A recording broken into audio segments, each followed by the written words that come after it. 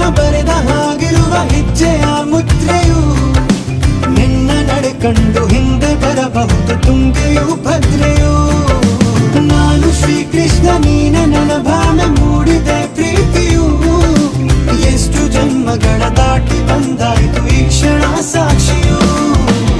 ಲೀಲಾವತಿ ಶರಾವತಿ ನೀಲಾವತಿ ಹೆಸರೇ ಗಂಗಾವತಿ ತುಂಗಾವತಿ ನೇತ್ರಾವತಿ ನೀನೇ